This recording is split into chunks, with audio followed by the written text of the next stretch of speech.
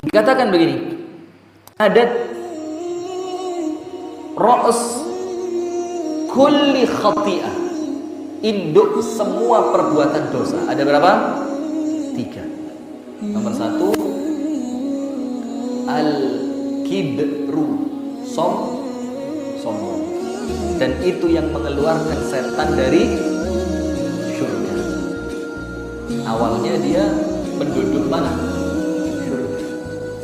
Itulah kenapa sampai Rasul katakan tidak akan masuk surga orang yang dalam hatinya ada setitik biji sawi dari sifat sombong. Kenapa? Ya pantas. Ini yang sombong keluar kok. Antum sombong kok mau masuk. Itu yang pertama, sombong. Yang kedua, al-hasadu, hasad. Itu yang menjadikan Qabil membunuh Habil. Yang ketiga, al-ujubu, ujub, bangga. Jadi sombong, hasad, ujub. Nah, maka orang Islam tidak boleh hasad. Maka saya katakan jauh dulu. Bahkan seingat saya di sini, saya ceramahnya Pak Gus, di rumahnya salah satu warga perumahan dekat sini. Itu, iya, ingat di perumahan apa namanya? Berapa tahun yang lalu? 5 atau 6 tahun yang lalu.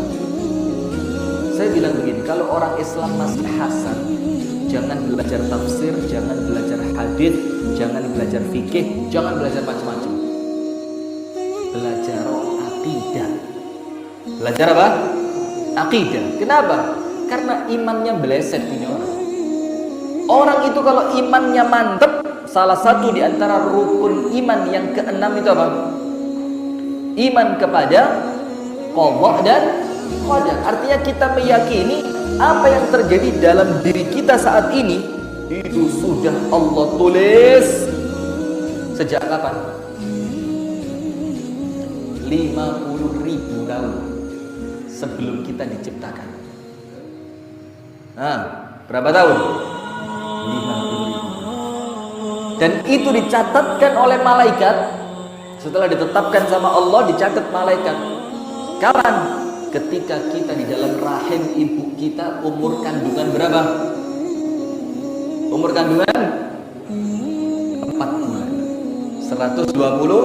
Nah, maka kemudian dicatat sama malaikat. Maka dikatakan apa? Ketika janin itu berumur 120 hari, berarti 4 bulan, arsalallahu lahu malakan, Allah kirim seorang malaikat ke dalam rahimnya ibu kita untuk nulis beberapa perkara.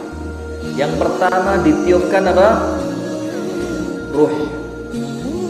Itulah kenapa Syekh Muhammad Ibnu Shalih Al-Utsaimin rahimahullahu ta'ala mengatakan, bayi kalau keguguran sebelum 4 bulan itu tidak perlu diselenggarakan seperti jenazah umumnya, karena dia belum berubah manusia, belum tertiupkan apa?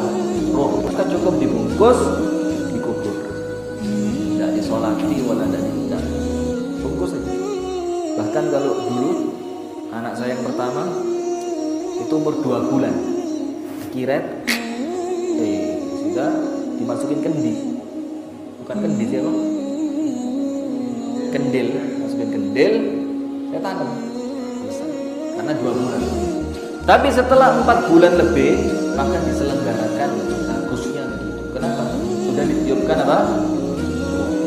Nah, maka ditiupkan ruh. Kemudian malaikat ditulis apa? Rizquh wa ajaluh syaqiyun aw sa'id. Ditulis rezekinya, ditulis ajalnya. Termasuk rezeki itu adalah istri, suami, itu termasuk di sini. Tulis rezekinya, ditulis ajalnya. Maka jauh tiba. Rezeki kita itu jaminan Allah, sebagaimana ajal itu di tangan Allah.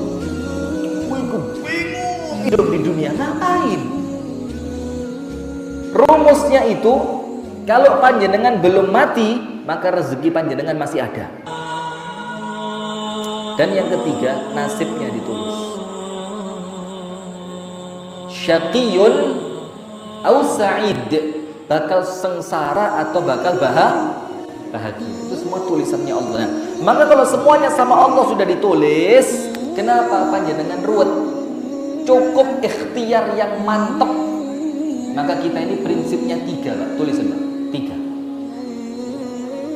Doa sebanyak-banyaknya, ibadah sebaik-baiknya, ikhtiar secukupnya. Jangan dibalik. Jangan dibalik. Doa sebanyak-banyaknya. Oh, terus doa. Ibadah yang sebaik-baiknya, lek waya ibadah sing getu, yang fokus, yang serius. Nanti ikhtiarnya secukupnya saja.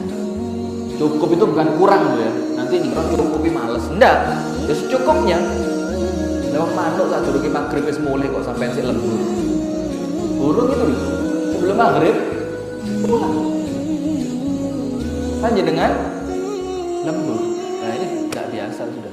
Dan insya Allah tidak barokah. Kecuali kalau orang yang memang kerjanya itu kerja malam, beda lagi. Satpam atau ada pabrik yang pakai apa? Shift siang, shift malam. Itu beda lagi. Tapi kalau normalnya manusia, bismillah, sesuai apa yang Allah tentukan. Aman insya Allah, hidup tenang, enak, bahagia. Hati dimana? Nah, maka tidak mungkin seorang muslim itu hasad karena apa? Karena dia mencintai kebaikan untuk orang lain. Itu kan sifat kita ya. La yu'minu ahadukum hatta yuhibba li akhihi ma yuhibbu li nafsi. Tidak sempurna iman kalian sampai kalian cinta kepada orang lain seperti apa yang kalian cintai untuk diri. Ini basic banget ini. Tapi penting. Jadi artinya panjenengan tidak dikatakan imannya sempurna sampai kalau panjenengan naik mobil mewah, panjenengan kepingin orang lain juga bisa ngerasain mobil mewah itu. Tidak sempurna iman panjenengan ketika panjenengan tidak seneng lapar, tapi panjenengan membiarkan orang lain lapar. Itu tidak iman, tidak sempurna iman. Karena kita mencintai untuk orang lain seperti apa yang kita cintai untuk diri kita sendiri. Nah, dari sini Pak, kembangannya wakil, loman, mudah memaafkan, suka bantu orang, senantiasa husnuzon, tidak menginginkan orang lain celaka. Banyak dari sini. Itu prinsip iman kita. Jadi tidak sempurna iman salah seorang di antara kalian sampai dia mencintai orang lain sebagaimana dia mencintai untuk dirinya sendiri. Nyelakain orang lain, jebak orang lain, memfitnah orang lain, menyengsarakan orang lain, tidak bisa. Termasuk yang saya katakan di Mujahidin juga, maka termasuk perbuatan ganggu orang lain itu embongin negara dipasangi pot kembang sak geden-geden supaya orang lain tidak bisa parkir depan rumahnya. Punya siapa itu? Punya negara, bukan hak kami. Maka ketika Umar itu mau berangkat sholat subuh di zaman setelah Nabi Muhammad meninggal dunia, apa yang terjadi? Ada seorang sahabat talang air di rumahnya dia itu ngadep nang embong. Coba ayo, mana yang rumahnya talang airnya nang embong? Woi bapak, no buah nang embong, wis rusak embongnya wong. Angkat tangan. Banyak. Ini perlu dikoreksi. Itu talang air rumahnya orang itu ngadep ke jalan raya. Maka ketika Umar mau berangkat sholat subuh, Umar marah-marah. Man dzalladzi yu'dhin nas? Siapa ini mau ganggu manusia, katanya Umar. Ini bisa kepalanya orang kepentok sama ini talang air. Atau kalau terjadi hujan, itu airnya dia akan merusak jalannya orang. Sama Umar didorong pakai tongkatnya, itu talang air dimasukkan kembali ke rumah orang tersebut.